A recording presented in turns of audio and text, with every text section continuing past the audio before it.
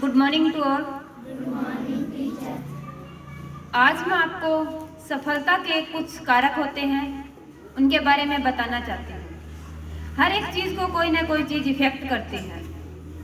उसी प्रकार हमारी सफलता को भी काफ़ी ऐसे कारक हैं जो प्रभावित करते हैं, जिसकी वजह से हम सफलता पाने के अंदर रुक जाते हैं। हमारे अंदर बहुत सारी बाधाएं आ जाती है कि हम जहां हम जाना चाहते हैं उस मुकाम को हासिल नहीं कर पाते। उनमें से सबसे बड़ा कारक है आलस्य। इसी आलस्य के ऊपर मैं आपको एक छोटी सी स्टोरी सुनाना चाहती हूँ, ध्यान से सुनिए। एक बार एक राजा होता है, उसको बाज पालने का काफी शौक होता है। वो बहुत सारे बाज अपनी नगरी में रखता है। तो बाकी सारे बाज होते हैं वो ऊपर आसमान में पूरी उड़ान भरते हैं, लेकिन एक बाज उसके पास ऐसा होता है कि जैसे ही उसको छोड़ा जाता है वो बाज नजदीक के एक पेड़ पर जाकर बैठ जाता है। राजा ने काफी प्रयास किए, बहुत सारे ट्रेनर बुलाए कि इस बाज को भी काफी ऊंचाई तक उड़ना सिखा दो, मैं बहुत सारा इनाम दूंगा। राजा ने पूरे नगर में ढिंढोरा पिटवा दिया। बहुत सारे ट्रेनर आए, लेकिन कोई उस बाज को उड़ान भरने में सफल नहीं करवा पाया।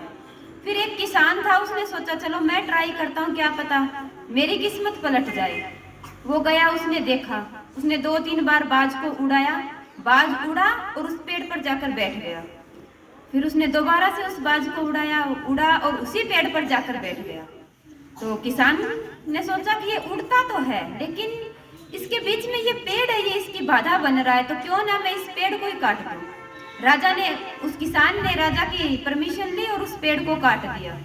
उस पेड़ को काटने के बाद जैसे ही किसान ने उस बाज को उड़ाया, बाज को बैठने के लिए जगह नहीं मिली, तो सीधी सी बात है वो रुकेगा कहाँ।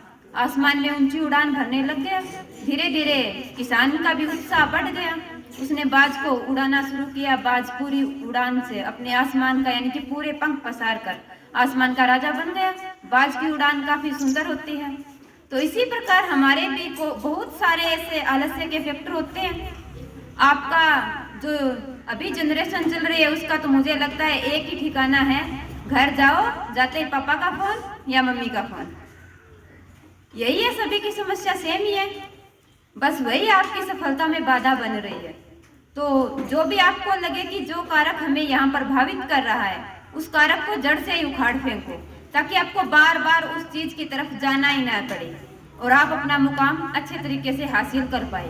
तो आपको जिस प्रकार किसी को फोन की आदत है, किसी को खेलने की आदत है, किसी को टीवी की आदत है, तो आप उसको उखाड़ फेंको ताकि आपको वो आलस्य रहे ही ना और आप आसानी से कंसंट्रेशन करके अपनी बुक खोलते हो तो आपको कहीं और नहीं, ऐसा नहीं है कि हाँ मैं थोड़ा पढ़ूंगा फिर मैं टीवी देखूंगा।